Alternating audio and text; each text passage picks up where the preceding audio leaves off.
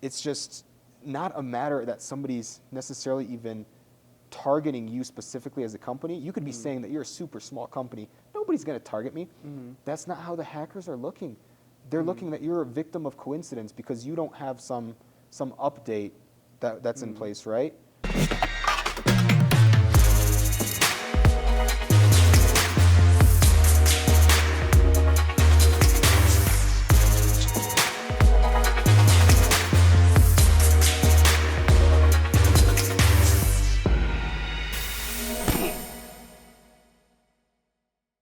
A flip phone, a fax machine, and a pager walk into a bar. The bartender says, "What is this, a museum?" Technology moves fast. What was cutting edge 20 years ago is now more nostalgia than necessity. Sure, a flip phone can still make calls just fine, and a fax machine technically works okay. But why settle for fine when you can have better? If your back office technology still relies on email inboxes and manual workflows, it's time for an upgrade courtesy of ePay Manager powered by OTR Solutions. With ePay Manager, you can modernize your processes, streamline invoice audits, and automate payments with proactive workflows that don't rely on those email inboxes. The result? Faster invoicing, stronger security, and 50% lower back office costs. Don't let your business get stuck in the past like that pager you stopped carrying in 1999. Visit epaymanager.com or text ePayFC to 80483 to bring your back office into the modern age. Hey everyone, before we jump into today's episode, I did want to take a second to tell you a little bit about our new sponsor, Levity.ai. In freight, time is money and efficiency is key. That's where Levity comes in. Imagine automating your email operations to do more with less effort. Levity connects directly to your inboxes, extracting vital information from emails and attachments in real time. It seamlessly integrates with your TMS, empowering you to quote faster, build loads more efficiently, and book more freight in less time. Whether it's incoming emails from shippers or carriers, Levity's got you covered. It understands any language, any format, and even interprets non-standard formatting. Visit Levity.ai today to sign up and get started. Today's podcast is also brought to you by TextLocate. TextLocate makes it easy for brokers to communicate directly with drivers via SMS-based text messaging, no app to download without having to use personal communication devices. Features like two-way text chat, one-time location updates, and image capture, think BOLs and PODs, all inside a simple dashboard, give brokers the quick updates they need to make better decisions about freight. Instead of wasting time calling drivers, brokers simply automate the process through TextLocate and save hours at very little cost investment. Go to textlocate.com to learn more. Ladies and gentlemen, welcome to another episode of the FreightCaviar Podcast, the FreightCaviar Show. We're here with Aleksander Frelas, the founder of Vite, a cybersecurity company that helps logistics companies and all sorts of companies secure their kingdoms from cyber threats as we enter this new age of AI, technology, and the future. So that's what we're going to talk about on this episode, and tune on in. We're here in, where are we? In Breckenridge, Colorado.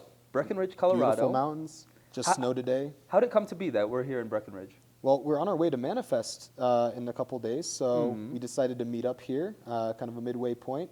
Yeah, me and Fire Eagle were road tripping from Chicago to Vegas for this.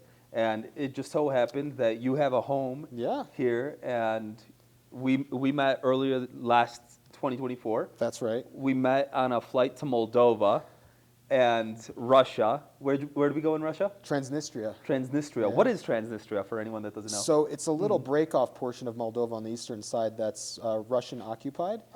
Really still in the olden, Soviet era. But on Google Maps, you don't see that it's Russian occupied. You don't, and that's why for the longest time, even though I'd been in Moldova multiple times, I didn't know this thing existed until some crazy solo travelers had posted that they were there. So. Yeah, we went to some very interesting places there. Yeah, we went into a blast through the past. I'm surprised we even got in. I was like, how are we going to get through in? We came in as undercover, police. Yeah. And got through the border. Wow, that was an adventure. It was. And we saw statues of Stalin, monuments to Lenin.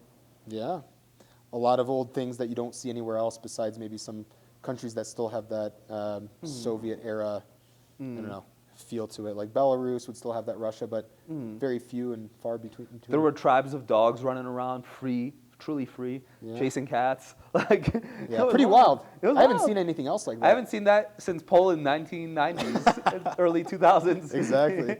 Which, it's cool to see places in the world that have not gone into the future so fast. Yeah. It humbles you. I don't know. At least it did for me. Just realize like the sort of world that we live in you know, Poland and, you know, United States, how good we have it. But it's also good to come and visit some of these places to, you know, see the blast from the past that we never even got to live in, right? Because You're right. You're right. we didn't exist then yet. Yeah. And it doesn't seem like people are dying or they have it No. terrible. Like, they just live slower. And they're used to it. And they're used to it. Yeah. Yeah, because, like, life sometimes, like, do you ever get a feeling where you get, like, you woke up at 4 a.m., 5 a.m. this morning? Yeah. I 4 woke a.m. up similar, and 7 a.m., I do my best to not look at my phone for the first 2 hours. Oh, really? Yeah, I try not to respond to messages or anything What do you do until at that 8 or 9 a.m.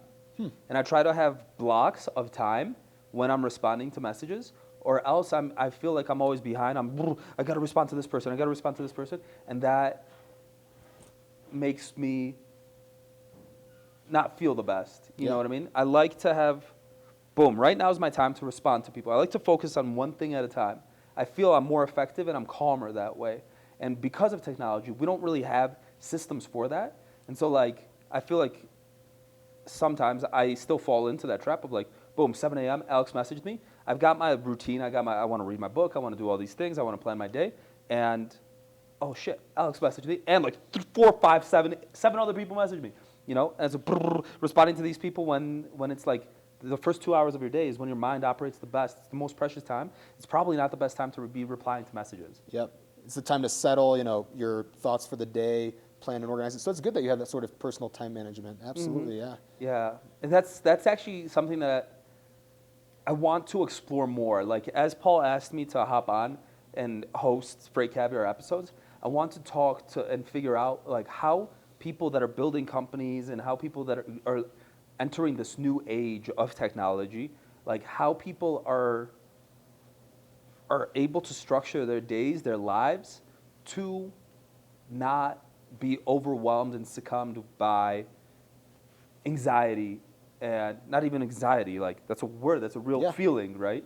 And yeah. Yeah, so I know what some people do, Tom, is they buy back their time. I don't know if you've heard of that concept, right? Oh, no, I have not. Yeah, and I I have think not. it's phenomenal because you know where you're most effective, you should be spending that time, right? Where you're checking messages, maybe that's not the best use of your time. The best use of your time is to be figuring out what you're going to do, you know, to drive value to your business and whatnot for the rest of the day. So you have other people that are, you know, essentially buying back your time. They're focusing on some of the minutia that is distracting you from what's really important. So, And what's really important? you know, to be the best at what you're doing, to Be a continuously master? to be a master, to provide as much value as possible, to, you know, have the most happy customers or clients that there are, building relationships with the most amount of people that's possible, and being satisfied with life, happy, having the time. I love that, Alex. Although that's a very business plan. That That's is. a business plan. And when we were at an airport on the way back from Russia and Moldova, Yeah? we sat down for a moment and we started talking about a life plan a little bit. Do you remember that? Yes. You were with your vaguely, girlfriend, yes. Kasha? Yeah. Yeah, and I was asking you about, like, what's, like, an experience, something really big. And he told me about penguins, that you went, by the way, Alex has traveled to nearly every country in the world. He's been to every continent in the world. Yep. And All 50 states too. I hung out with Alex, like, a lot for a good amount of days. And the one moment that I got to see him emotional and, like, nearly had a teardrop in his eyeballs was when he was telling me the story of he was kayaking or canoeing in, where were you? In Antarctica. Uh-huh. Right on the Weddell Sea. The Weddell Sea. The Weddell Sea. The Weddell Sea. So that's on the eastern portion of the little peninsula that juts So that's out. between Norway and... No, we're on the southern hemisphere, so Okay. it's going to be down. down. By Not the Patagonia? Arctic, but Antarctica Pass. More like Africa?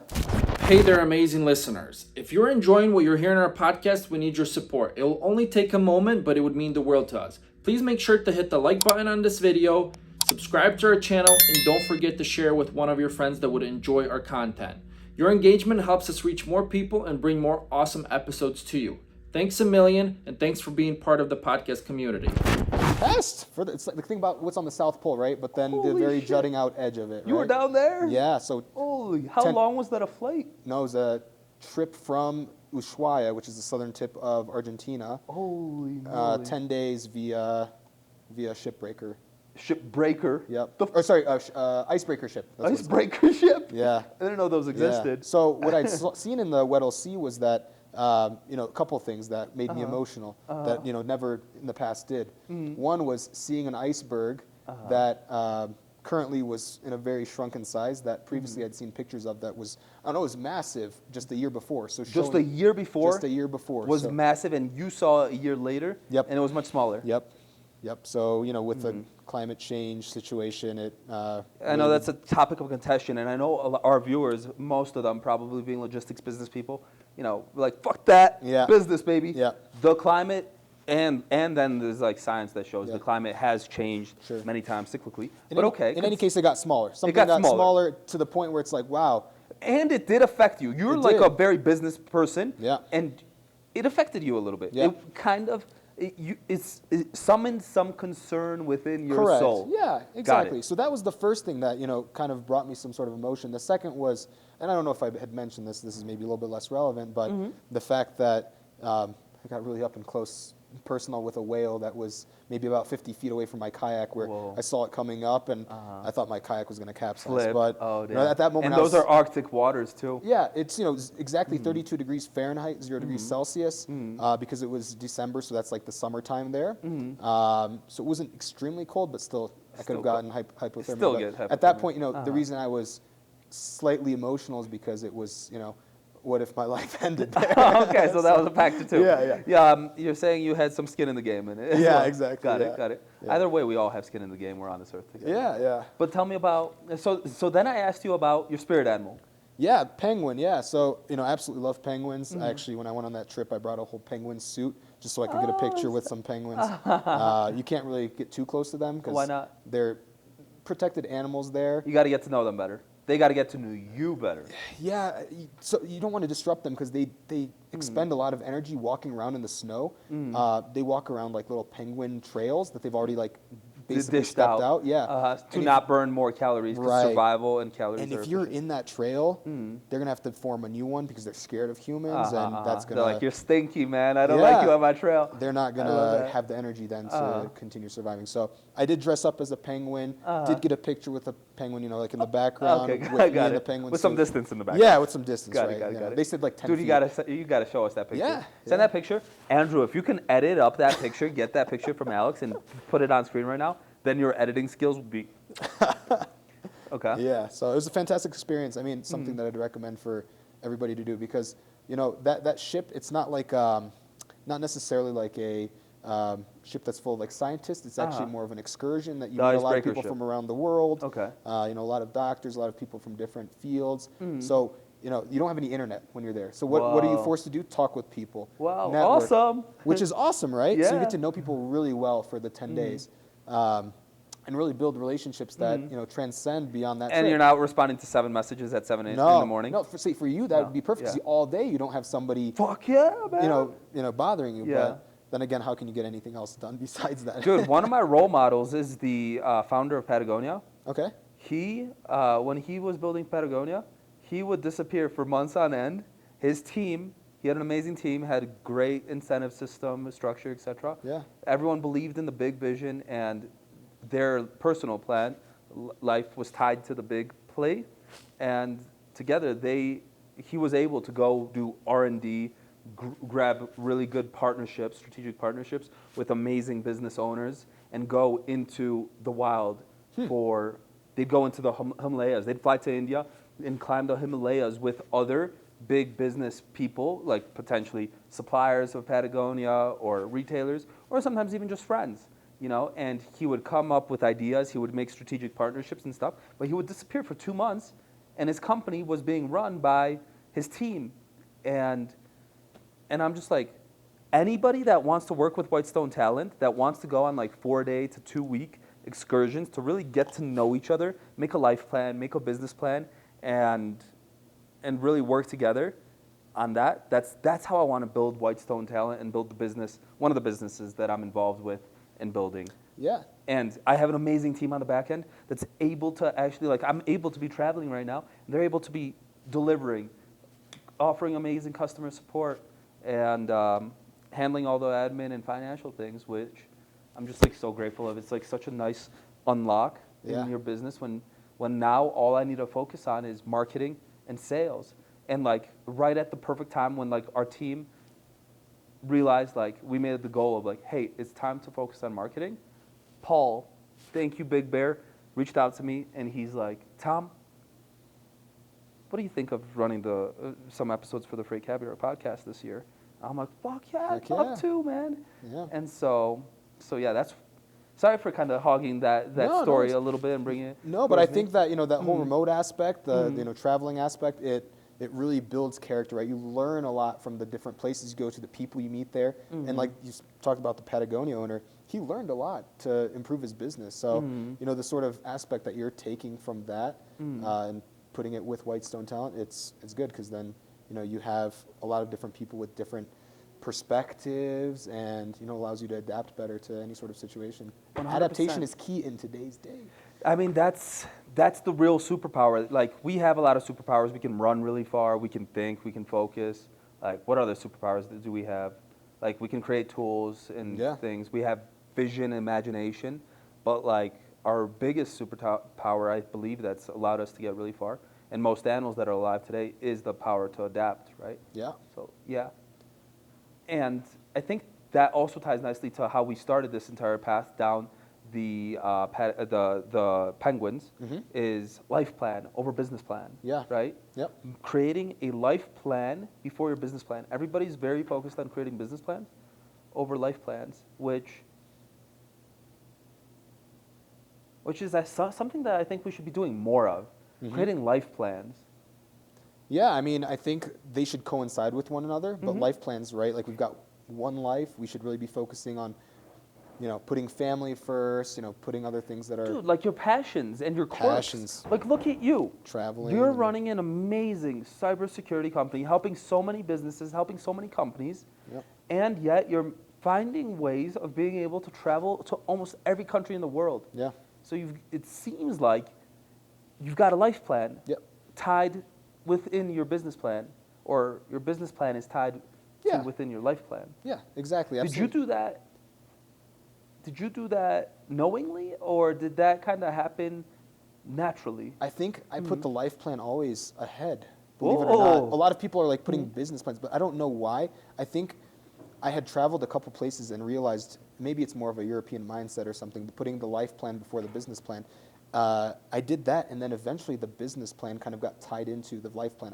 It didn't come naturally. Subconsciously, it happened almost I had to think about how to kind of combine them, right? because you loved both. Yeah, I had Yeah. to make it happen. Like, Or you loved the first one, the life plan. You Yeah, loved the I life loved the life plan, plan. and so you're like, now I got to make this life plan sustainable. So you built a business plan around the life correct. plan. But I also love the aspects of the business plan. I love cybersecurity. I Since love you were helping 12 years old, since you've I been was doing 12, this. right? Yeah. And so I love helping companies, you know, improve their cybersecurity, and it just needed to somehow fit with the life plan. So, you know, being able to work remotely, travel, go to all these places and meet different companies, people, and, you know, see how they could basically get value from what I'm providing in terms of my services.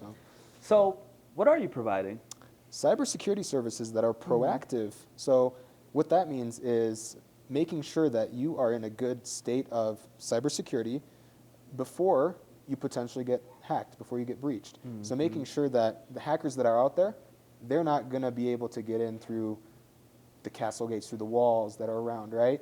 So testing those, making sure if there is anything that is weak, that gets identified, fixed, so that you're in the tip-top shape. We provide that, but then typically, you know, not every company is thinking ahead of, you know, any sort of potential breach that happens. They come after the fact. We help them also with cleaning up any sort of After breach. disaster strikes. Disaster recovery, really, right? So it's more on the, you know, what's called the offensive side, and then the reactionary side. Yeah. Yeah, so if your kingdom, if your castle gates have been attacked by a cybersecurity Yeah. threat, you, even after it's happened, you can reach out to Alex. Yeah. What is the best way to, like, for somebody that's an owner of a business right now that is either has concerns about his company being hacked or whatever, wants to train his people to be better, or wants to just improve his defenses or learn more, what's the best way for him to reach out to you or her? Yeah, so they can reach out at info@velite.io. So that's VELITE.io. Would you be annoyed if they DM'd you on like Instagram? They could definitely do that. They can reach out on LinkedIn anytime, any place. To look you up on Instagram or LinkedIn? Yeah, What would it be?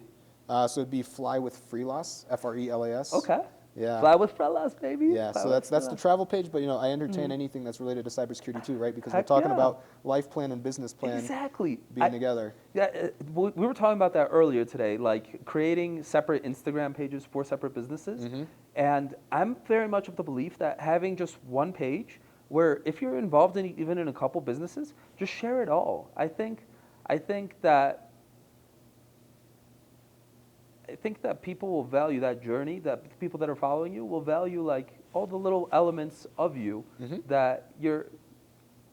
I think as the world becomes more AI and more technology, the only thing we're going to have to be able to stand out is to be human. To be Individualistic many somehow. aspects, We're human. We're not just cybersecurity. We're Alex, the founder of Vite, who manages a team of cybersecurity professionals, who helps companies secure themselves, but who also loves to travel the world, see what else is going on there, who likes to research and see what's going on with AI, what kind of crazy things are going on, who likes to spend time in Breckenridge and go snowboarding, who has a beautiful girlfriend, who wants a great life, and who is a good friend. ePay Manager, powered by OTR Solutions, is a back office automation and carrier payments platform that revolutionizes brokerage back offices with their proactive invoicing workflow, a centralized portal that gets you out of your email. Learn more about ePay by visiting epaymanager.com or text ePayFC to 80483 to see what they can do for your brokerage. Yeah, I'll agree with that, Tom. I think it's not like they're going to, if they see travel photos, some fantastic, beautiful pictures that they're going to leave because they came for cybersecurity stuff. I don't think that's the case. I think that person that's interested in doing business with you is going to be like, oh, that's cool. He likes snowboarding, Yeah. Or I don't love snowboarding, but I appreciate that he still does. They might see it as something that's interesting, and who knows, maybe it'll pique some interest in them developing their own passion for that.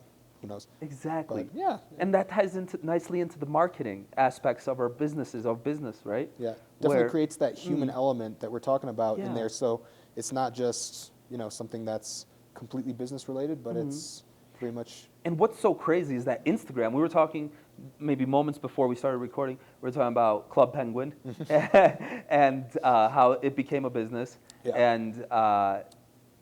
and the business that came before Club Penguin, and the evolution of Club Penguin to communication, to how we experience that business model. And nobody else except people that were born in between the years of 92, 90, and 96 really understand it the way those years might understand it, who were playing on the internet at that time, to what the internet has and communication has become now, and tying that nicely to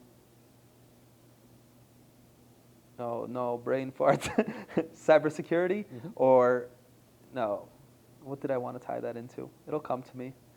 I'm sorry, guys. I'm still learning as a podcaster. AI?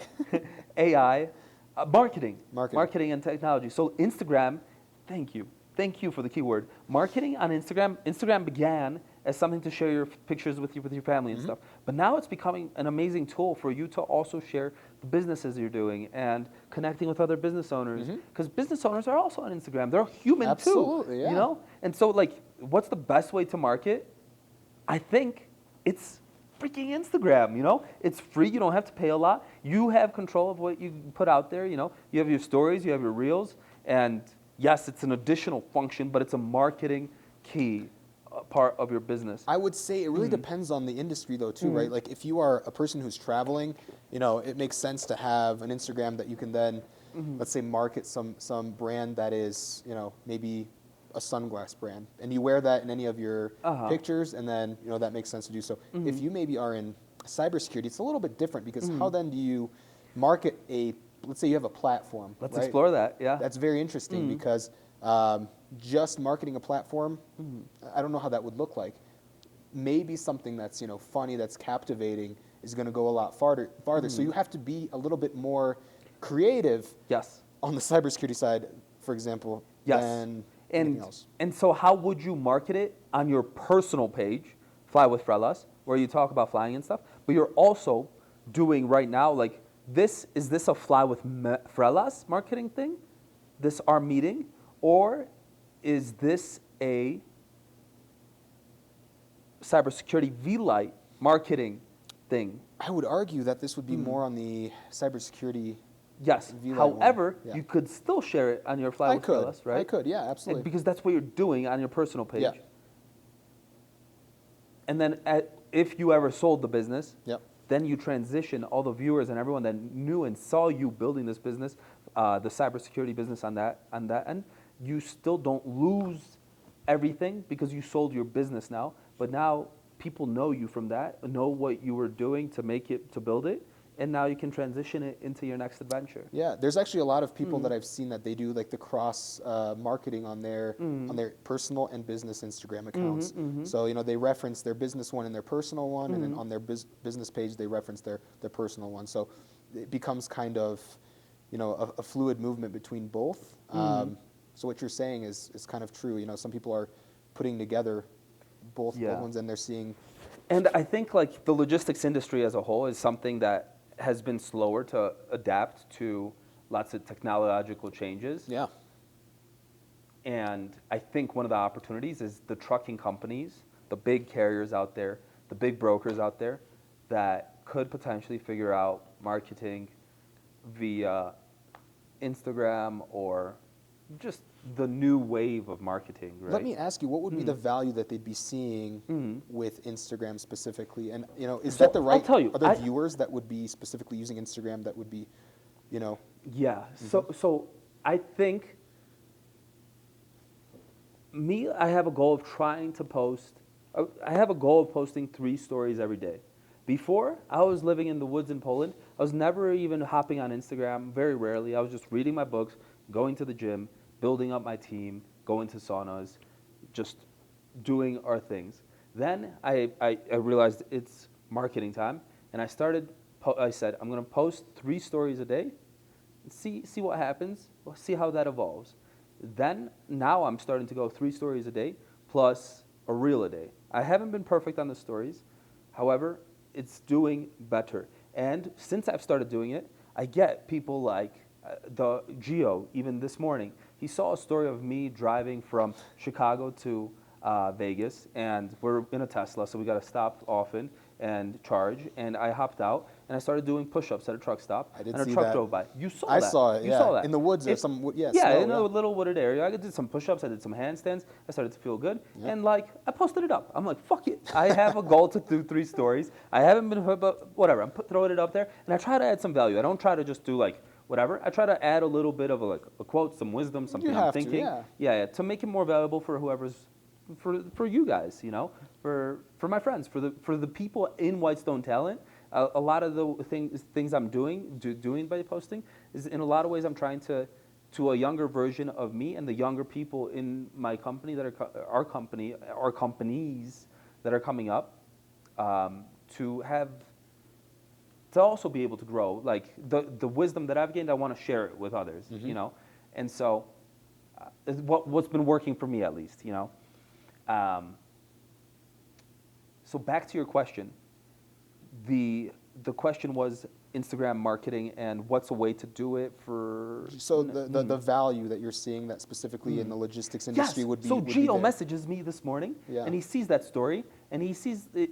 I come to mind for him, just like a marketing billboard would be, oh, I'm hungry for this. Just like you see, oh, I want a muffin. He sees, oh, Tom's freaking doing push-ups out there. I also care about fitness, and I'm also going to this conference that Tom's going to. And he hits me up, and boom, boom, No boom, kidding. suddenly we're talking. And suddenly at this conference, we're going to have a different interaction now because we just had this little interaction before, and he knows me a little bit more, I feel like. Gio will talk about this once we see each other in Manifest in So 2 that's days. interesting because that's nothing even logistics related that you posted, but something about personal, let's That's say. personal to the max. 100%. It's not logistics. It's not business, Yeah, and he now understands me better. He's like, maybe in his mind, he's like, I would kind of want to work with Tom because he's somebody that's fun to work with. He's not always serious, suit and tie, and he's a human. Yep. So there's the value that we're talking about in terms of having the personal content kind of mixed with business. Yeah, it makes sense. I'm gonna high five with my other hand. This is still fresh. Yeah. So what happened there? I punched some rocks today. Out on How? Why? I was having my phone in my hand and.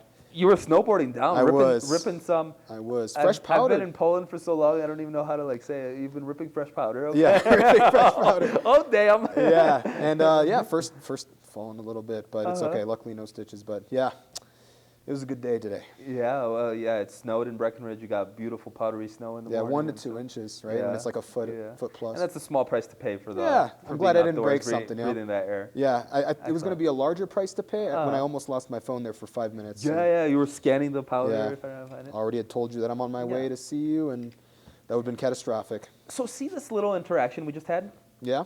About snowboarding and powdering? Yeah. I think this is very valuable versus just being straight dry, talking logistics, supply chain, what's going on, freight rates are going up, year over year, index funds, etc. What route is the most profitable? For those reasons, like, no one wants to watch logistics content, You have to figure out a way to blend the both, I think, in marketing this industry. Yeah, I think so. And it's, once again, I'm going to harp on this now, the more that we're talking about it, that human element. It's, it's not just all business. We all have personal lives. There's personal interests that are intertwined, and we got to, talk about that, not just business. You're fucking right. Damn. That's what makes us human at the end of the day. It does. AI, the future, AI is coming. It right? is. How, tell me more about that. Like, you're talking Neuralink, you're talking about this stuff. I see your concerns genuinely about it because I have this big vision for connecting humans with nature and stuff. And like, dude, we're not even going to be humans in 5 years. Yeah, you saw me gasp when you said yeah, AI. I see your heartbeat faster Palpitations, when you start talking about this. Yeah. So, I mean, let's see if it beats faster now. Yeah, it's beating fast. I hope it doesn't. Stay calm. Yeah. And do you believe in a higher power? Absolutely, absolutely. So everything is as it should be. Yeah, but AI is definitely, has come in full force, brought the benefits that I thought were going to be here in 10 years much sooner. We're already there now. In logistics, we've got companies like Happy Robot that are, putting companies like, that have human elements. Yeah, like risk. my company maybe. Exactly, yeah. Happy Robot, am I going to go out of business because of you guys? Let's find a way to work together. Well, it's not even because of you guys. It's just the nature of the business. You guys are doing what's out there. You guys are making technology available. I've watched your talk with Paul a little bit. Yeah. And so I know it's sounds like support, but I want to learn more. I'm not doing a good role as a CEO. The CEO's role is to protect the future of the company, to make sure you make the right business moves. Yep. And I have not watched, and for anybody else that has not watched, who owns a freight brokerage, who owns a transportation company, who has not watched the Happy Robot interview on FreightCaviar, that episode. I don't even want to call it interview, just talk. Yep. And what they're building, outstanding. Levity.ai. In freight, time is money and efficiency is key. That's where Levity comes in. Imagine automating your email operations to do more with less effort. Levity connects directly to your inboxes, extracting vital information from emails and attachments in real time. It seamlessly integrates with your TMS, empowering you to quote faster, build loads more efficiently, and book more freight in less time. Visit Levity.ai today to sign up and get started. It might make humans obsolete in the transportation game. Transportation industry, but even in my industry where it's cybersecurity, we're seeing automation that is putting human elements even out of contention for providing the services at all. So realistically, once again, I'm a CEO too. I have to think about how to build that strategy to future-proof myself. So there's got to be a way to work with AI, have the people that we've got on our teams somehow embrace that, to not make them obsolete, but to become like the overseers of that AI, right? Unfortunately, they're going to become the overseers of us. You were telling me earlier. Yeah, and there's going to be a reduction of a lot of headcount and whatnot, right? Because there's an efficiency improvement. But I think there's still going to be a human element, but just in a lesser amount, right? And we have to figure out how that's going to still allow our companies to be sustainable and move forward and get us to our goals. So we're seeing it in cybersecurity, right? We talked about this earlier. 20% of our sort of work could be automated without sacrificing any sort of quality. If it increases to 50%, I'm starting to get a little bit more worried that we don't need the headcount that we have, right? And then, I don't know how it is for you right now. It still seems fine. Yeah, I mean, listen, what we do is we hire amazing white stones, the finest people with good souls, good hearts, good intentions. That's who I try to find when we hire. That's who we try to find at White Stone Talent, Yeah. And these white stones, with time, you get to see how the person evolves. And is this person like a blue sapphire, actually? Like once you crack away deeper in that stone, is that a blue sapphire? That person is cool, relaxed, can think through things. Yep. Or is that person like a fire eagle with a stone with an eagle shaped on it through scars and cracks and moves quickly, is a problem solver, is like a ruby, and so I believe, like Dan in the book, Buy Back Your Time, I don't know if he talks about it in the book, but online he talks about it. He says, hire for the soul, train for the role. And in a lot of logistics positions today, it's tracking, carrier sales, customer ops. A lot of it is really trainable. Yeah. I believe everything is trainable, and it's really about the soul. And so that's what we do. And so no matter what happens, my last line of defense for our business is, at the end of the day, I think we have a soul, our people have a soul, versus, I don't know if AI has a damn soul, man. I don't think so. No, and I can definitely vouch for all the White Stone people. I mean, the party that I was at, I got a chance to see all of What party? The one that was in Białystok. Białystok? Yeah. White Stock? Yeah. That's yeah. where our headquarters is. Yeah, exactly. So that was a fantastic party that, So we invited you to come after the Moldova trip. That's correct. And I got a chance to see all these shining gems. Yeah, I mean, there's a soul, there's an element of that human nature that AI is not going to have, and that translates to, higher customer support and higher customer satisfaction than what AI could provide. It's not just a matter of doing the work, because that's going to be replaceable. But The work can be done, but you were saying even the deals can be done. Even the deals can be done. We're going to be seeing AI transactions happening between two AI systems. Where But like, what would that look like? Like, say me and you, we want to do business together. Yeah. We meet up in Breckenridge. We go snowboarding. We get to know each other. We get to know Alex is a great person. I love his soul. Yeah. Tom is a trustworthy person. I love his soul. We want to do business together. So what do? Like, let's not even talk about business and how this works. AI, me and Alex want to do business together. Whip up the deal. Yeah. And so is that it? And there's going to be, there's conditions that you're going to set for, whenever the, the deals are going to happen, right? Because it's not like a one-time thing. Let's say it's constantly, the transaction is going to happen based on some conditions. You outline those, and then automatically so we're it still going to talk through it as humans. Maybe not. No, I think you preset those conditions. AI is. Will there be templates? We're like, we want to do this type of absolutely. I think, deal. Yeah, you have to input some sort of parameters for AI to work, right? And then it's going to take care of the rest. It's going to know what your needs, your wants are, what's acceptable, what's not. Like, right now, we just talked about Happy Robot. Right now, it still calls back to ask, is this an acceptable price range for, what let's say the deal is, right? In the future, it's not going to even be making callbacks because it's going to know what is acceptable versus not. So these transactions are all happening on the back end based on what we provided. The humans are just initiating it. Do we still need humans to review that stuff, though? That would be for now. For now, absolutely. Yeah. Let's not talk about 5 years anymore. Yeah. Today. For now, Today, can these deals be done through it? For now, we need humans to still be reviewing it because to set up the deal, to review it, to write up the contract. Why? There's also, I would always say there has to be some sort of oversight by a human because there is, as a cybersecurity professional, there could be somebody who's manipulating this, right? What if you're able to even hack that AI to be like, make a bad deal, to make a bad deal, to be accepting the conditions to be, on lower terms, let's say, making the transaction go through on, for less cash. There has to be some sort of human oversight. Excellent. Yeah, so I think that's what I'm saying. There's still going to be the human oversight, but in Even a though lesser you number. could type in AI, like, are there any terms on here that seem unreal? Yeah. You could ask that kind of stuff. Right. It's fascinating. Yeah. So it's interesting Yeah. the way that we're going. It's great in terms of being lean and being efficient, but I think it's moving at a pace that it's a lot of companies just don't have that strategy built yet to make sure that they stay relevant.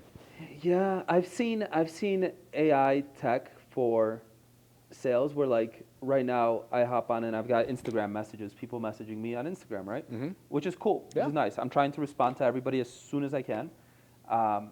However, Not in the morning though. Not in the 2 hours in the morning. not the first 2 hours No, in the no. morning. No. 9 a.m. is when I start to respond. If I stick to my rails, my guidelines. Sure. If I start to fall out of that, then chaos enters my life.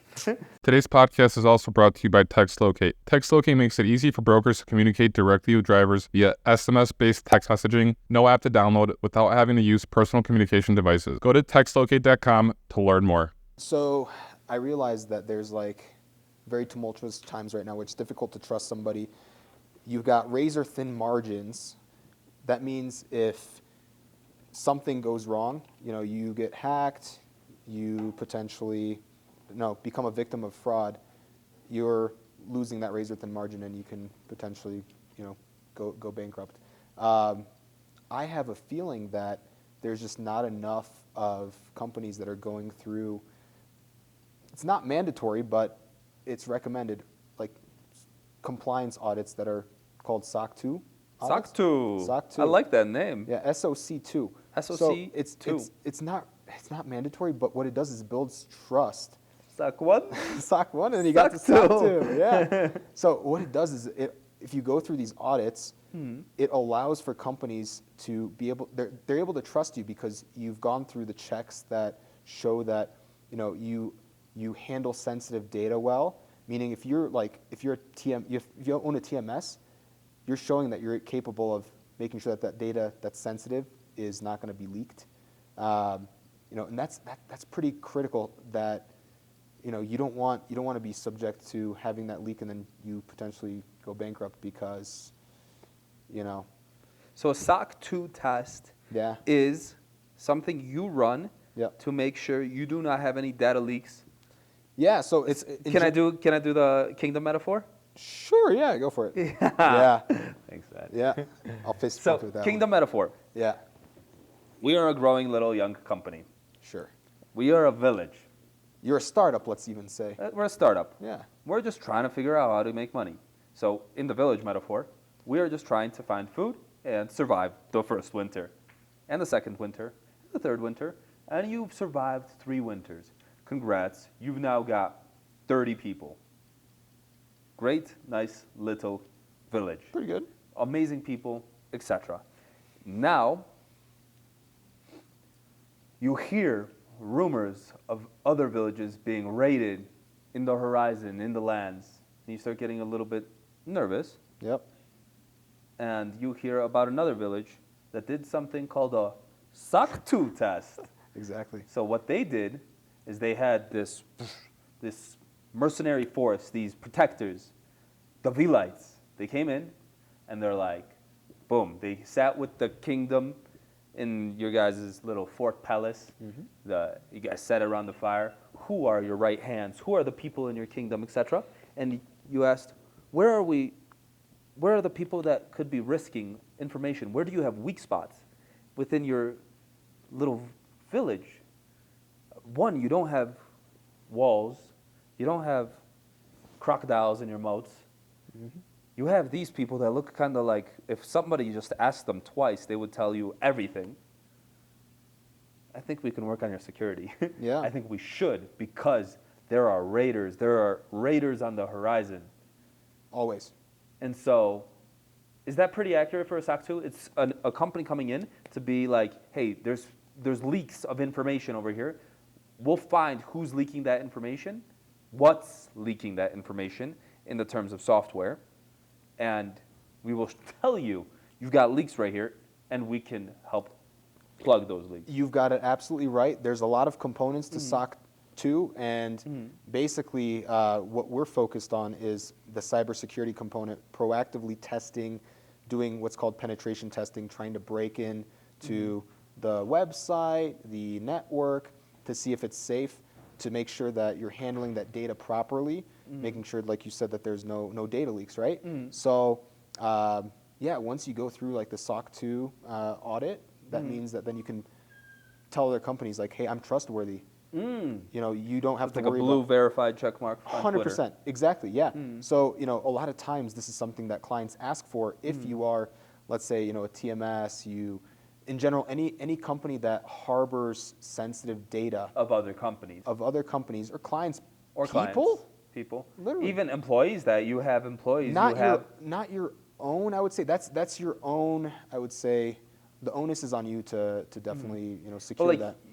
you carrying people's W-2s and their Yeah. social securities and Yeah, stuff. so that would actually be, you know, That subject protected- to you know, the sort of audit, to be honest, right? Like, 'cause if we're checking everything, the way you're operating, if it's operating securely, that would be essentially something that gets tested. So, you know, what I really want to focus on is, you know, that element of trust. How can more companies build trust with other companies so that they can more easily do business with each other because they're not worried that, you know, there's going to be some sort of data leaks.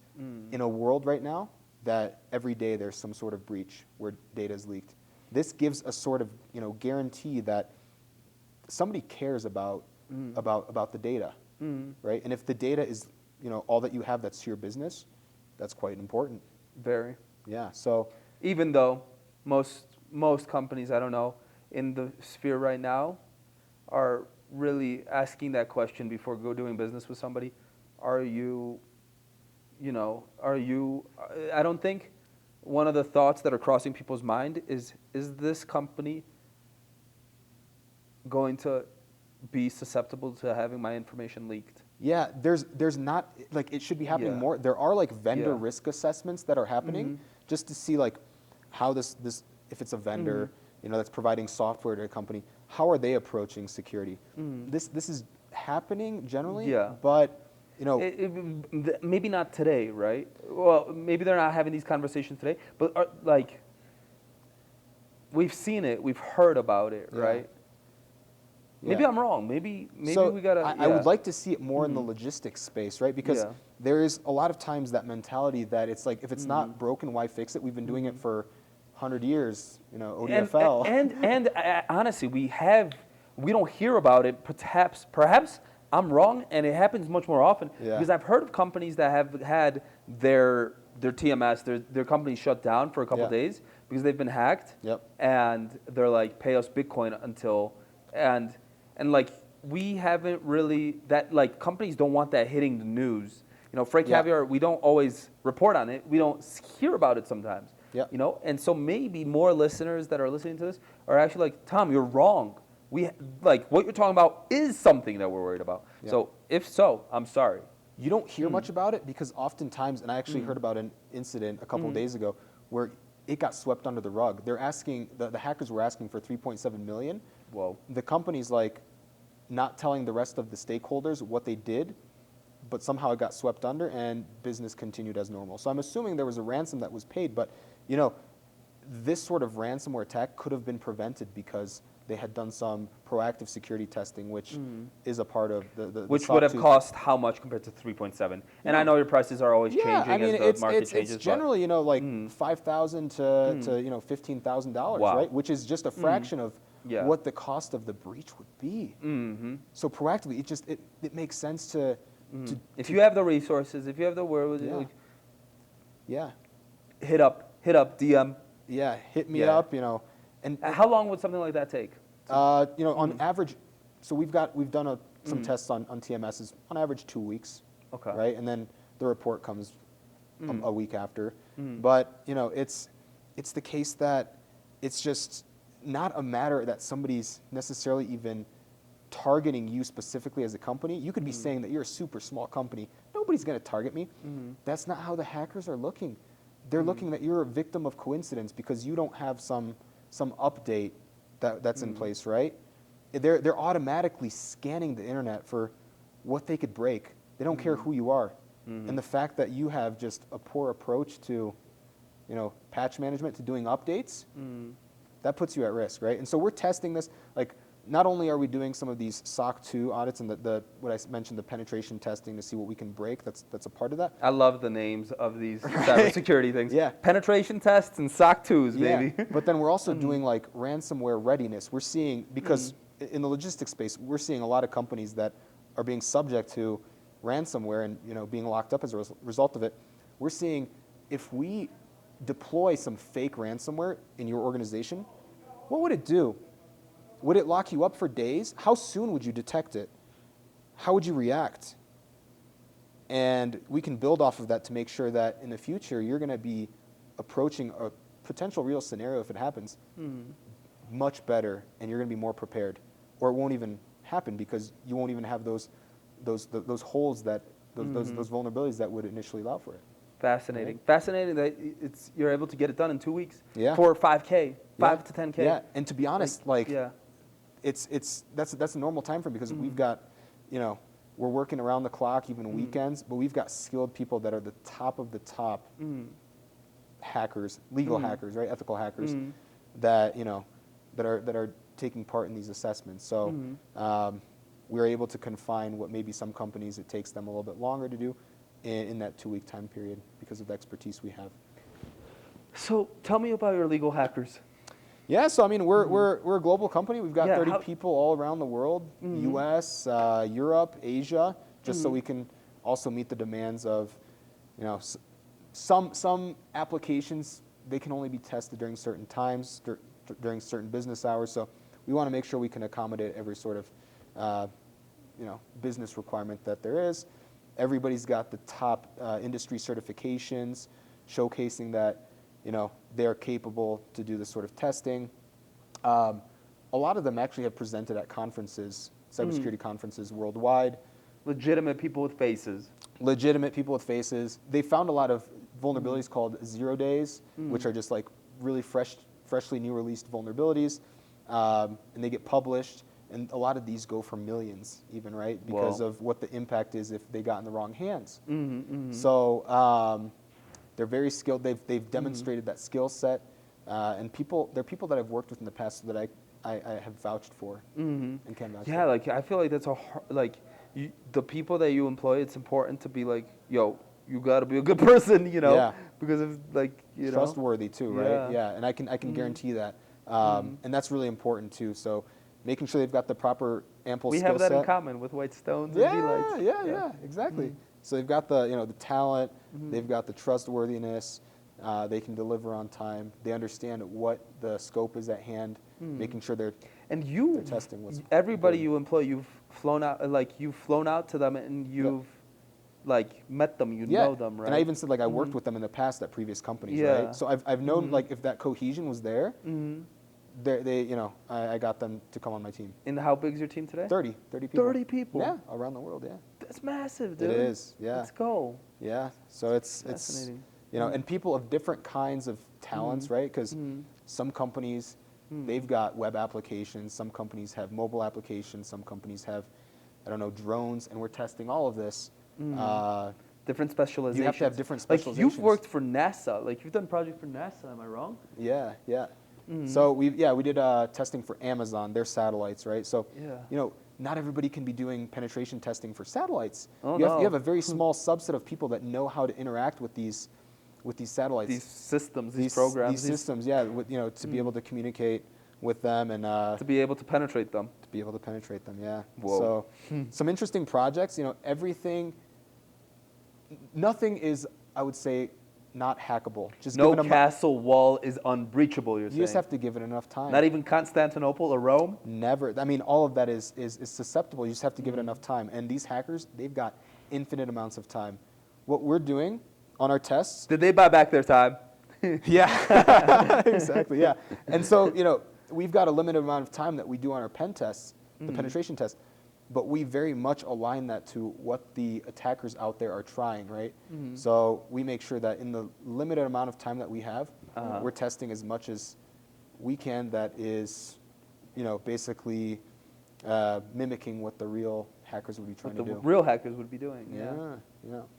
Fascinating. Yeah. Fascinating. And it's on the rise, right? Like, are you seeing how many logistics companies are being hacked Well, nowadays? Like, you know, the just- first one that I remember was like Maersk, how they got like a ransomware attack, and then that was just highly publicized because I think it just crippled them.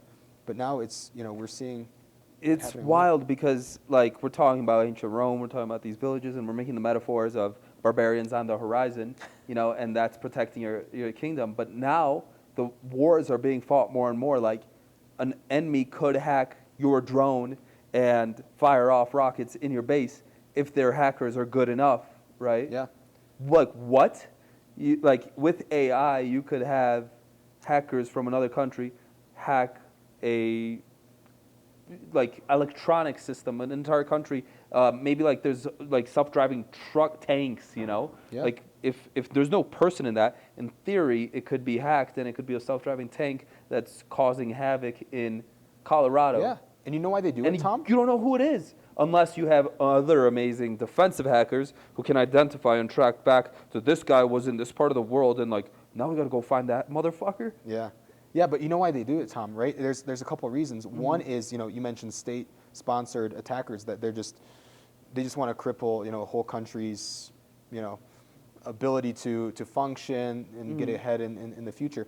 The second is a lot of competitors, right? If there's this doesn't get spoken about a lot, but a lot of competition could be silenced by having them be hacked, right? If you think about that. So there could be just hired hitmen, for example. Yeah. You don't know. This is sort of stuff that Yeah. of course, you don't hear about because No. it's, you don't. It's not fun It's to talk secret. about. It's like, not. It's not. yeah. But it's the easiest way that you can eliminate competition or put dirt on them, right? So, if you have people that dislike you or are in very close contention with you in business, it's worth taking a look at. How easy is it to be masked here? How easy is it for people to be Bonnie and Clyde, or how easy is it to track somebody down that hacked somebody and find out who it was? So- who are all these fucking no-namers, Yeah. behind these IPs and barbabis and VPNs? And Yeah, so it's difficult masks. to find the individuals like by name, right? But you can Yeah. find what sort of hacking group did it because you can attribute certain things like the way that they did the hacking. Okay. You start to see patterns. Yes, there's There's behavior style. that you can analyze, and a lot of times you can just find out by that or their patterns of hacking. Other times they even put their name there. The They hacking do a group, signature. They do a Yeah. signature just like you see people Like, doing graffiti, Well, right? Anonymous or something. What was that? QAnon or something? Yeah, like that? QAnon. But like, there's people who when they do Yeah. graffiti, they put their signature here the same way. They want to kind of flaunt a little bit. Wow. And then there's actually people that we partner with, for example, that will be able to track down what group it was that hacked them to try to negotiate with this hacking group to try to bring the ransom down. Right? Like nobody at home should be trying to be able to try to negotiate with the hackers themselves, but there's professionals that do this because they know who to contact on the hacking group. Do they have the tendency to provide the key to unlock all the data after being paid? Right? There's also like, even though the hackers, they're unethical, there's a business component afterwards that they have to be ethical in terms of promising to unlock the files after they get paid, right? Yeah, it's like, you guys are hackers. You guys are doing something unethical. Yet, can you keep your word on whether you're... You can get your files back, your data back, right? And they say there's no negotiation with terrorists, which is not necessarily... Yeah, so like case. there's only specialists that do it, and that's like I said, our Yeah. partners do that, and we know are they going to be able to unlock it? What is their striking point for being able to unlock it? Right, their asking price initially might be $3 million to unlock it, but you start doing you play these games with these hackers where you try to draw them out and say, oh no, we actually have some backups. We're not interested in paying you the ransom. And then the hacking groups start getting antsy. It's really interesting. They're like, oh, well, we're not going to get anything out of this hack. And we put so much effort into it. So now it turns into negotiations. And you can bring Yeah. the $3 million down to like 50,000. I've seen it happen so many times. Yeah. Yeah. But, it's, Wow. can you believe that? Yeah, I mean, they just want to get paid, I imagine, They do. They do. I mean, that's Yeah. ultimately like Their there's ultimate goal multiple is just get paid, motivations, yeah. right? Financial gain, Yeah. state sponsored. Yeah, it's got to be stressful for them too. Having these types of information every moment, they're more likely to be found. I mean, they've committed a potentially. crime, so like Yeah. you want to make sure as a criminal, you Yeah. probably want to make it worth Yeah. your time. So, yeah, I mean, in general though, all of the proactive security services that we're providing, we try to eliminate the attack surface that would provide the attackers the ability to even put ransomware out there. So, Wow. yeah, The world's changed, man. yeah, and there's more disparity now that I'm seeing. So a lot more threat actors that are out there, they're seeing it as a more intricate way of making money fraudulently. Previously you might have had people who were, I don't know, stealing stuff from stores, right? Now fraud, online fraud in this sense, in the hacking sense, has changed to hacking, right? Because you can be anonymous for the most part if you do it well and get around unscathed. Yeah, so now it's people. I wonder, like, I'd love to see the statistics of shoplifting. Yeah. Has shoplifting maybe gone down, and shoplifters have become hackers? Yeah, I mean, I would argue that it's going to be a different, maybe, there's a Yeah. skill set that's required for the hacking versus the shoplifting. So maybe, I don't know how many shoplifters different skill upskill sets. to, You're right, to you're hacking, right, you're right. But, Yeah. one thing I do think there's a correlation, though, is hacking groups and the folks who are performing, physical fraud and, organized crime in logistics. So when I'm talking about, California, we're talking about stealing, loads. Shipments. Yeah, yeah, physically. There's, I would say, some sort of overlap in that sort of organized crime and potentially targeting logistics companies. What kind of overlap? Talk to me about. In general, I mean, so the hacking portion, right? So hacking the logistics companies from an online perspective, trying to leak that sensitive data, where the loads are, so that then they can be maybe stolen physically, right? Because you can maybe guess where there's, where like a bunch of Samsung or iPhones are going, right? Samsung telephones or iPhones are going. Yep. A truckload of them. But it would be a lot easier if you have not an educated guess, but something that's guaranteed. And where could you get that from? By hacking some systems that harness this information. That you right? know where that truck might be or something like So that. Or what it's carrying. I could see. Okay, maybe it's not even necessarily the same people, but there is a value in the data that comes out of TMSs and whatnot that could be used providing information virtually plus to the physical. We're not saying shoplifters, but to the physical thieves. Yeah. Whoa. And right now, maybe we're not seeing it too much, but I see the overlap, and I see in the future that sort of overlap, right? It just makes sense. You're lowering your risk as a organization, like a crime gang, by performing better, being more efficient, higher, going after and targeting the higher value loads. Yup. Fascinating. Like, that is a hugely developing field on both fronts. Yeah. Combating and protecting. Yeah. And it's noble. Yeah. It's noble what you do, Appreciate it. Yeah. It's noble what you and your people do. And so, yeah, it's very noble. Yeah, so we urge everybody to proactively approach cybersecurity, despite there maybe not have not been any problems, but then it's just a matter of when, not if. Secure your kingdom, Yeah. and it's not that expensive compared to what it could be, the amount of stress and everything. Yep. And it seems like these companies are not going after kingdoms that have castle walls. They're going after easy-to-raid villages, and it seems like everybody's an easy-to-raid village right now. Yeah. Like, right? I feel Yeah. like... Well, I could look at it two ways, because it's kind of like you look at sales, right? You can look at a lot of small deals that, in volume could bring you a lot of revenue. Okay. Or you can look at one big company that has the big resources. target.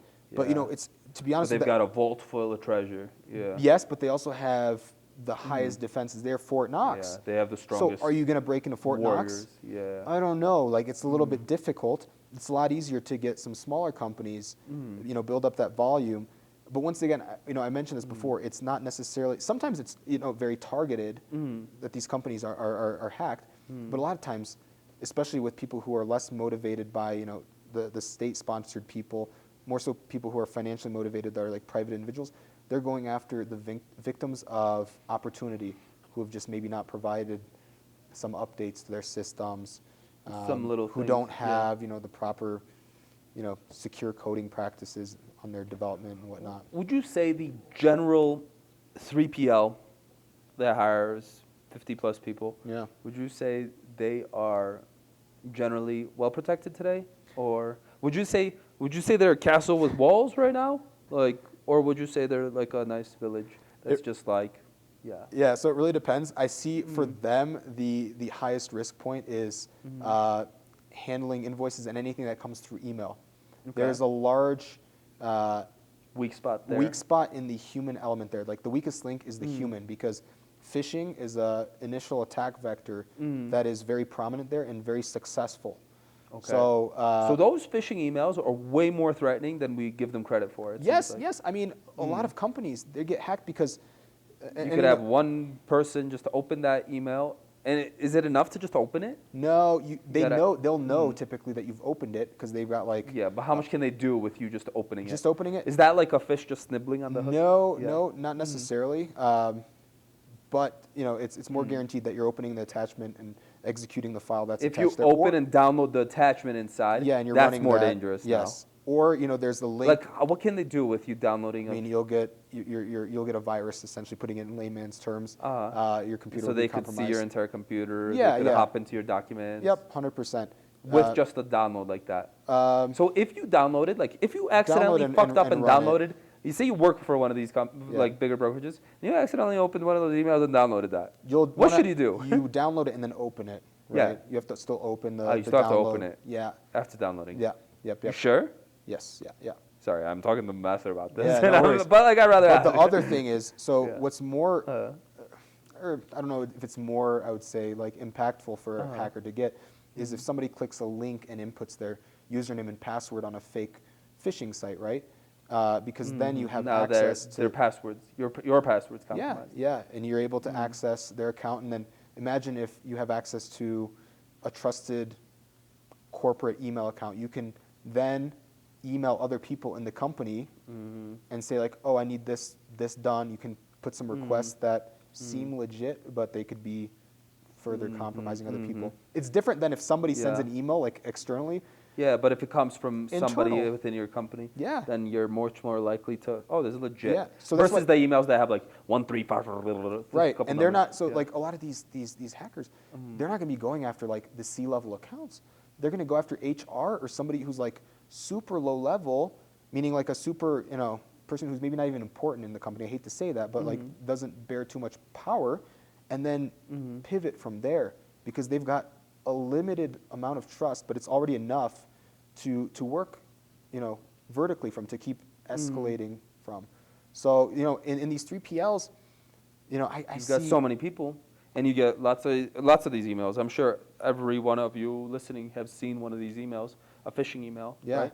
So yeah. So I hope there's phishing, Yeah. awareness It's pretty campaigns. easy. Like I think with like some common sense, it's pretty easy to avoid that. Yet you Yeah. never know. Like, Yeah, and there's, and they're getting smarter. These emails too, right? not only, you know They're why? getting way smarter. I think really ChatGPT quickly and with- AI because is- of ChatGPT. People from, who are non-native translating English things perfectly, speakers, yeah. they're able to send perfect emails that Yeah. are, convincing. convincing, telling you to do this, that, and compromise Yeah. your accounts, and it's more dangerous. There's a lot more of, danger now than there was 3 years ago, I would say. And I don't know the exact statistics off the top of my head, but I think somewhere between year after year right now, phishing attacks are increasing by 75 to 100 some percent. So we can almost say like doubling. Doubling. Yeah. At That's least in the past exponential year. growth. Yeah. So to answer your question, 3PLs are really at risk of that phishing attack vector, but not to discredit anything that they might have out there, like in terms of a website, anything that can be interacted with over the internet. Yeah, because those are also hackable. Yeah, absolutely. Potentially, right? Potentially. Not guaranteed, but Yeah. if and the more hackable it is if it becomes neglected. Somebody forgets about it, doesn't do updates. So updates are important. Updates are absolutely important. Like, should I be updating all my apps?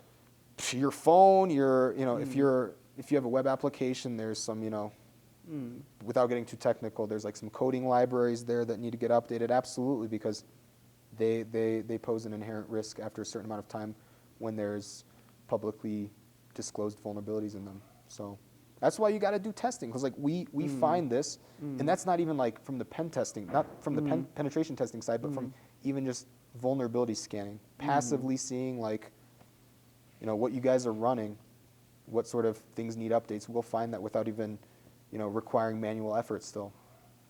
That's what tools, automated tools are capable of finding. Yeah. So yeah, I mean, it's always smart to start off with that. How'd you start this, Alex? How'd you first figure this out? How'd you yeah? Yeah, so I was really intrigued with trying to break things in video games a while back. I think it was like RuneScape, you were saying. RuneScape, yeah. When we were going to Moldova. Yeah. You would have the game logic wasn't there properly. You could evade it where you can. But would it be like standing on a certain square so you could shoot down that Cyclops? You click so much on a certain, let's say, item, and the server can't even comprehend that because it's so slow, and you duplicate it. You do you stack these actions. It's getting too technical, but no, I'm kind of following. Yeah, so when you click an item so many times, and you try to do something else, it lags. The server lags so much because it's not anticipating so many actions to be happening, and then some wild stuff happens, right? Okay, you get vortex to outside of this universe. You delay actions, and a lot of times, I was able to delay actions to then, the action would happen somewhere else where it shouldn't have been able to happen, and that allowed me to do things that, of course, gave me an advantage. So I started, with hacking the games, right, and then eventually, the passion kind of took me towards the corporate side, where I wanted to help businesses become more secure. Not only hacking. Well, right? you were saying, I think within those games, you were emailing the game creators and saying, "Yo, I found this little." Yeah, because I wanted to improve the gameplay. Not this little, yeah. Yeah, because it's not about just breaking.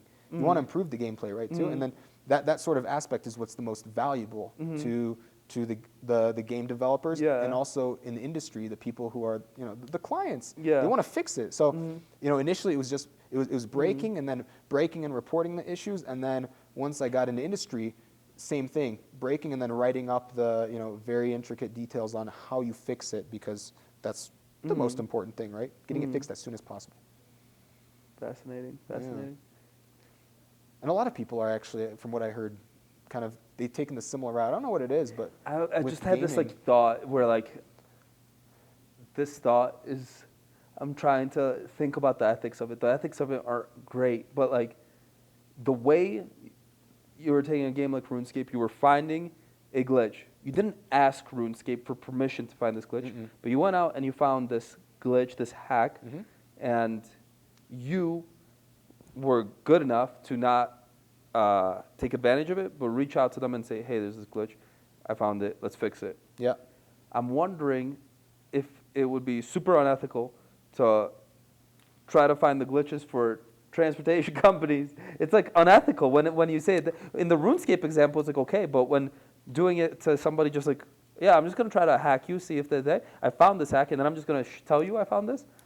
Then yeah. There is something that allows this. Companies have to explicitly mention this, how there's a privacy policy sometimes at the bottom of their site. They typically have a policy for cybersecurity and these ethical hackers that are going ethical after them. hackers, is that the word for it? Yeah, these ethical hackers. I've heard white hackers and correct, black hackers. White hat, right? So these are the ethical hackers. That's the same thing. Black hat is, they're the bad ones. Okay. that are, white hat and black hat. Yeah. Okay. Whitestone and BlackRock. There you go. Okay. Cool. Okay. Hopefully nobody from BlackRock is listening. Oh yeah. But so a lot of these companies, they've got these conditions for what people can do to disclose vulnerabilities on there. So it's like a vulnerability disclosure program that they might have, or VDP. A VDP, a vulnerability disclosure program that you can have on your website that says you are free to try hacking me. Yes. Just tell me where you found the hack. Yeah. So a lot of companies, if they have this, that welcomes hackers, ethical hackers, white hat hackers, to take a look and report these vulnerabilities. The typical place that they report this and I recommend every company have this sort of email. It's called security at, whatever your company domain is, right? They typically respond with, the vulnerabilities to this email. If not, they'd assume that you'd have what's called like a bug bounty program, which we won't get into today, but it's, in short, it's a program that allows for researchers that are out there For white hat people to even get paid for doing paid. this. Yeah, they get incentivized as a Fascinating. part of a program Yeah. that you can set up as a company. Would you entertain that if someone messaged you We set white that up. hat? You have that. We set that up, yeah. We partner with a company called Inspective. We set up the bug bounty platform. There's trusted researchers as well. We work with Inspective. We combine our forces to basically have hundreds of researchers taking a look at what vulnerabilities there are, and they're incentivized on this bug bounty platform, right? So based on what they find in terms of like how critical of an issue it is, there's categories for this, right, that can be set. They get a certain payment, right? It could be $100, it could be $500, whatever. And you can set a budget for how much you ultimately want to pay in the course of a year. So in short, you can have a bug bounty program, or you can have the free approach. The VDP mentioned something like you can report bugs to us at For this viewers email. of this podcast, can we hook them up with something like if you DM Alex on LinkedIn or Instagram and you say VDP or you say white hat, then for free, Alex's team will white hat and try to check your business. Yeah. Would that put you in a bad Keyword position? VDP. Keyword VDP Yeah. or white hat? Or white hat, yeah. Yeah, I we like can white do hat. White hat, yeah. Yeah. Yeah, white stone, white hat, it's good. Cool. Yeah, definitely. And so, the issue is that not a lot of companies in the past were willing to allow people to be looking at, what their vulnerabilities were, because they were just afraid that, I don't know, maybe it was that, are they really ethical? That's one question. Well, sometimes people don't like to admit they have a weak spot. That's the second thing. They don't like that dirt to come out. Who knows if it's going to be publicized? People don't like the feedback. People, exactly. They don't like critical feedback. Exactly. So, but now it's gotten better. More companies are realizing that it's more important to take the critical feedback. I know it hurts, but if it means that we're more safe, and if you can improve things to it, you can improve things. Yeah, it I just mean, makes sense. I think that is a lot of what business really is. Yeah. Is being able to build a structure within your team and your company where you guys are able to offer critical feedback and not get into like arguments, etc. Yeah. But to use it to grow and get better. Yeah. I think like that's such a big part of it actually. Yeah. Like way underestimated and never talked about. Yeah, absolutely. And I mean, it just makes sense for every company to have some sort of outlet for people who are ethically set to improve your business, somewhere for them to reach out to. So, I mean, by all means, something that I recommend every company do. It's not going to cost you a thing on the the VDP side. Yeah, I love that. Can we pull this a little bit into the metaverse? Yeah, let's do it. Yeah. So we were talking about this metaverse a little bit before, and the world's changing, and we're seeing AI, and we were talking about how the future of humanity looks, and that more people are going to be, instead of real life snowboarding, to be snowboarding in the metaverse or virtual reality, and Neuralink will be giving dopamine hits to, whoa, this is heck, you know? But what happens, like in the real world, in real life, are there hacks? Would you say there are hacks in real life today? Like clicking something very fast and For what do you mean specifically? the way the heavens, the gods, the God designed this world, are there that version of RuneScape of hacks? I would say not, because we're not, the moment we connect with technology, that's where we're introducing some sort of hacks, potential for hacks, right? Because I'm like going with the theory, like maybe this is all a matrix. you Yeah. know? Can you hack At this this- game of life? Not that I'm aware of, right? But the one thing that I see in terms of hacking humans, that's called social engineering, right? Where we were talking about earlier, like phishing and things like this. So humans are hackable under that, with respect to, what we talked about there. But in terms of like a technical perspective, not yet. Not until we have some sort of technical technological component that's intertwined with us, right? And when we're talking about metaverse and going into that, having some sort of Neuralink, What happens if your Neuralink gets hacked? that's that's when we've got issues when we're introducing some sort of technology into us. I mean, it's going to be tested very, very heavily. But once again, we talked about it's not a matter of, If? yeah, But when? But when? Exactly. For stuff, there are some people that were introducing, cryptocurrency wallets that are hardware wallets that are unhackable. Somebody posted that, like, you can't hack it. After amount of time, some hacker found some hacks for it. So, the moment we start introducing the technological component, there's going to be, of course, risk. So I don't know, what is that benefit versus risk trade-off? Initially, it's going to be very scary, I think, right? And we talked about this for Mars. You're going to, Elon Musk has the fantasy and the vision to go to Mars and populate Mars. How is that going to be possible with humans that need to be entertained, need to, exercise, live? Well, you mentioned this, dopamine hits through Neuralink. You're going to be pretending to be snowboarding. You're going to be envisioning that you're doing that. Of course, there's no snow-capped mountains. There's some ice caps, right, on Mars, but you're not going to be snowboarding. You're going to be pretending you're doing so, and you're getting the dopamine hits. The reality is we're going to need something like that to fake our lifestyle if we're going to be there. And as we're introducing this technology, it is introducing risk, right? So the first people who are going to be having that, introduced into their bodies, God bless them, because they're at the highest potential. There's already someone that's done it, right? I don't know if it's a human. I know there was a monkey that had, Neuralink, and there were some failed, experiments before, but then there was one I think that survived. Do you know about those? In what sense? Like in a certain very, very, very deep? Not really. I don't have insight into that. But what I do know is that, I'm just looking at how we have medical devices. It's the same. Neuralink, that chip, that implant could be treated as a sort of medical device. And I've done a lot of medical device testing, for FDA compliance, and I see how what Bluetooth introduces in terms of vulnerability. The fact that there's updates that happen to something over the air.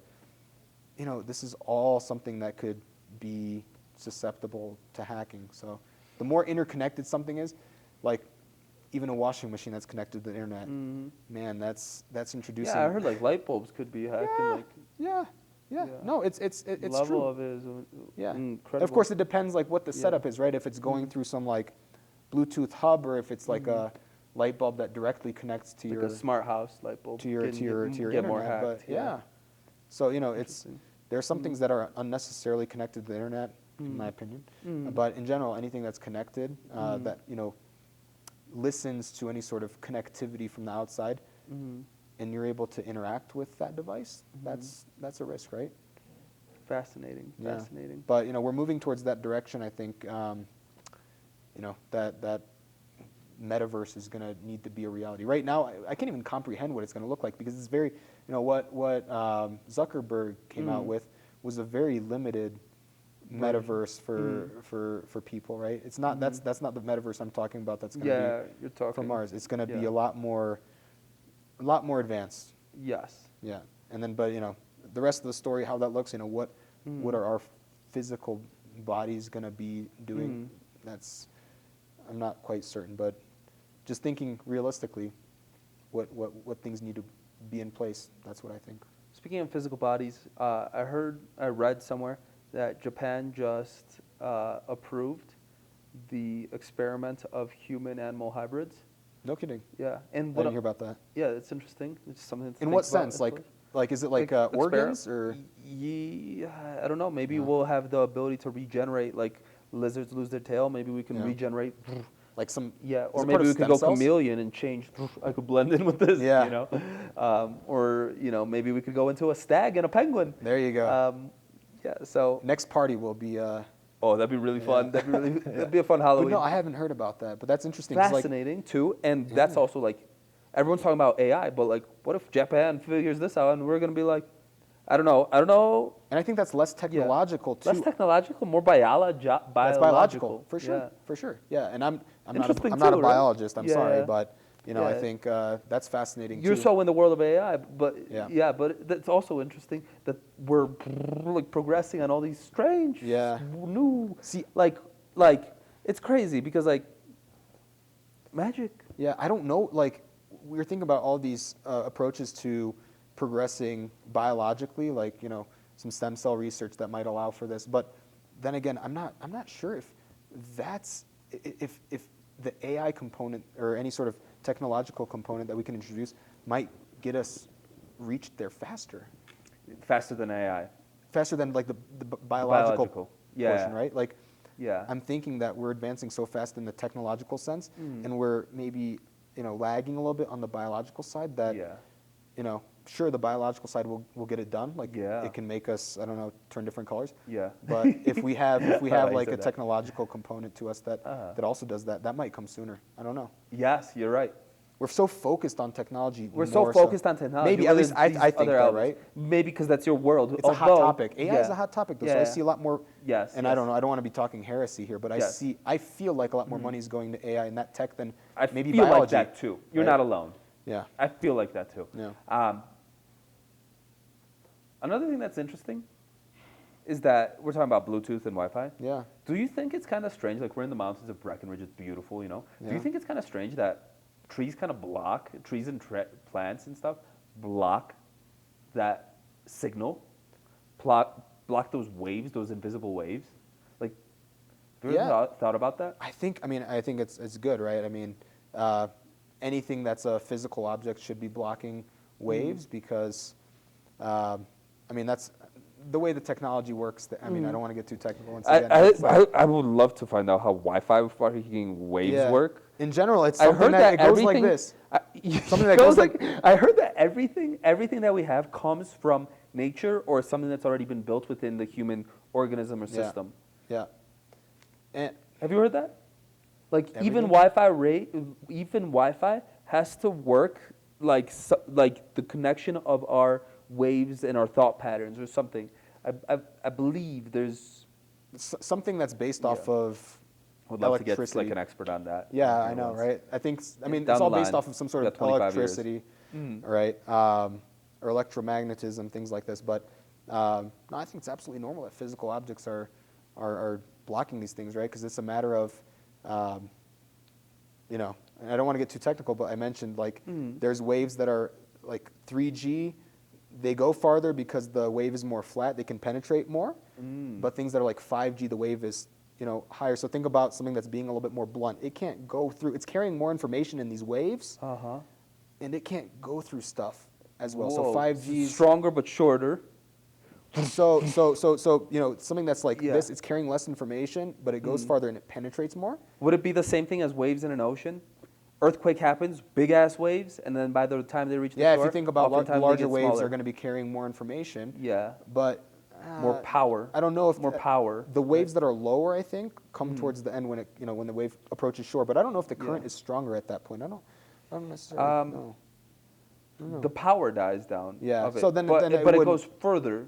But you're Yeah. right. If it didn't start very strong, would it go that far? Yeah. Is that what you're trying to say? Yeah. Yeah. So I don't know. Fun. yeah, but I mean, thank goodness we have some limitations for where waves can go, or else I think like we'd be ultimately screwed with some of the like cosmic radiation that's coming our way if we didn't have like the atmosphere that's in place, because we'd be grilled. Yeah. So let's thank nature that we have. I this sort of think there's setup. I think that it's the way where the world's built. Like we've got sun and moon, we've got man and female, we've got day and night, yin and yang. I think I don't know, but maybe the yin to the yang of technology is nature. Is it? I don't know, I could see that. right? And maybe it's just important. Like both are good, just balance. Yeah. Balance, yin and yang, baby. Yeah. As long as, you know, one doesn't want to overtake the other. Exactly. Which we're not sure about how that's going to look. Yeah, so like it's good if we could figure out as we get more into AI, as we get more into this, Yeah. to also have a balance of people thinking about how we could involve nature and do that to Yeah. hedge and balance it out. Yeah, and I think at that point, nature might become more technological. Dare I say Yeah. that? But then it's going to be more, I would say, capable of surviving, right? Like, it's all a game of survival of the fittest. Adaptation, like we talked about Adaptation. earlier. So, nature, here it's going to be intertwined with some sort of technology, I think. And that's what we're seeing with like GMOs, right? How can you survive droughts? How can you grow with less water? So there's already that it's a balance, but also an intertwining of it. Yes, absolutely. It's connecting Yeah. them to be stronger, Yeah. right? And that's how we, I think, as humans are in going to some be ways. stronger, right? Because Yeah. right now we're susceptible to famine, Yeah. or hunger, I should say. Yeah, and you're saying with these either Diseases. biologically modified, because like the sloth, we don't have to do it through technology to not eat. Like we could go through technology and not ever have to eat, right? Yeah, absolutely. We could hook up our brain to a machine and just be living in the metaverse. You can be getting the vitamins through like Or- an IV, right? Or we could go the biology way, and we could create a human-animal hybrid of having the metabolism of a sloth who eats one leaf a month, looks for that freaking perfect leaf, Yeah. and then once in a year turns green because he's been eating the best leaves in the forest. Yeah. Like, how fucking crazy is that? And like, so maybe we could do it. Like, Musk, cool what you're doing, but maybe there's other ways of achieving the same thing that are biological. I don't know. Yeah. Interesting. Yeah, absolutely. Interesting path, interesting world, interesting fire, interesting life we are living. Very unique. So crazy, dude. Dinosaurs existed. Yeah. Yeah. So, Do you want to know one last thing that I want to do? Like my mission with, I just want to share this with everybody and Yeah. you. I've talked a little bit with you, but like my main goal with wanting to do podcasts and meet with fascinating, interesting people like you, Alex, is I eventually want to have like be talking to scientists that are working on these biological and technological supply chain, all these things, and be like planting seeds of thought of like, hey, if you're like an expert in vibrations and magnets and all these things, and you know how to create these things, like, is it impossible to somehow use that to create trees that grow at a faster rate so we could have more oxygen in the air, and then maybe instead of living inside of skyscrapers, be living inside of giant trees? Is that totally impossible? Dinosaurs existed. Is that impossible to do in this lifetime? I don't think so, but I think, what's going to stymie that? A lot of capitalistic interests, unfortunately. So can we explore that a little bit? Yeah, let's do it. Okay. Because, I believe, like, the way I want to do this, achieve this goal of having these conversations, yes, there's capitalistic interests, but I think capitalism is also beautiful because, like, take Germany, for example. If you create the right incentives within the system of the capitalistic system, and you reward humans and people for cleaning the streets of beer bottles and trash, using capital, money, then suddenly you have clean streets in Germany because people are returning bottles and they're getting paid for it, There's right? an incentive, yeah. There's an incentive. And I think that's beautiful. If you can design a company, I think a lot of designing a business is creating the right incentives for the people in the company to be able to succeed, and so they know how they can win in that game. But I think a lot of these private companies, the way that they're making money isn't off of the incentivizing of the people to do something, but they're the companies are more incentivized to hold back. hold back. Because they already have a business in creating skyscrapers. And they've got the and secrets. so this is competition. I don't Yes, want that's- giant trees Yes. because I want giant skyscrapers. Yes, unfortunately, and so I think there would have to be a shift in the mindset of these people, but that's not going to happen Yeah. because money rules a lot of minds, right? So that's the way I that's see it. an interesting It one. stymies it a little bit. That's an interesting one. Yeah, you're right. Yeah. I don't know. What do you guys think? Fun conversation. Yeah, I appreciate it. Dude, so much fun. I appreciate it too. That's also why I love podcasts. Like, we can slow down and just chat for 2-3 hours, Yeah. go into business, go into life, go into everything. Everything. And I think it makes it more fun. I think there's value in it. And, like, I hope that it could bring value, like, to somebody that's, alone at home. Tonight's Friday. You know, you could be actually, you're not maybe alone. You're in the metaverse through the YouTube and watching us sitting here with us. So you're not totally alone. Living in 2050, all right. Yeah. But oh my gosh, it's been magical, man. I appreciate you so much. Yeah. I have a feeling we're gonna do many more Yeah, talks. I do too. I mean, we fucking will. Absolutely, in various interesting places, I think, all around the world. Yes. Any thoughts, feedback, questions, things you want to touch on or say to the people of the world? So, I mean, one thing I'd say is, going back to the very first discussion that we had about the life plans and business plans, try to find some way to blend that, because really the moment that has happened has become the most fruitful moment for me, for other people. For me too. For other people that know Sorry. exactly. Yeah, no, Mike. I've been tapping the mic. Yeah. Too. I apologize. Hopefully there isn't some crazy sounds. Yeah. And There's some waves. Yeah, find some way, right? Because we've got one life. Try to make it interesting, right? And try to see how many people that you can impact as well. Yeah. Not just yourself. Don't keep the benefit to yourself, but spread the love. Spread the Right? love. You're right. Yeah. You're right. I'm such a big believer in that. And just also living from a place of courage. And yes, we are entering wild times, Unprecedented. And it gets kind of, worrisome sometimes. Yeah. And it's like, man, our ancestors that got us here today, they were battling mammoths to storming beaches. They persevered. And those were the battles they were fighting. Yeah. The battles we're fighting is, let's just not invent something that's going to kill us, Yeah. And once we do, let's battle it. Yeah, and a lot of things I know Yeah. we don't have too much maybe input onto, like we don't have control over it, but we can hope for the best. We have more control than you think. Yeah. Amazing. Thank you, my brother. Thank you. Amazing. Thank you for listening. Ciao. Thanks for tuning in to the Daily FreightCaviar Podcast. If you enjoyed the podcast, or if you didn't, leave a review. Let me know what you think. I appreciate any feedback. If you'd like to have more FreightCaviar content, go to freightcaviar.com and subscribe to my email newsletter.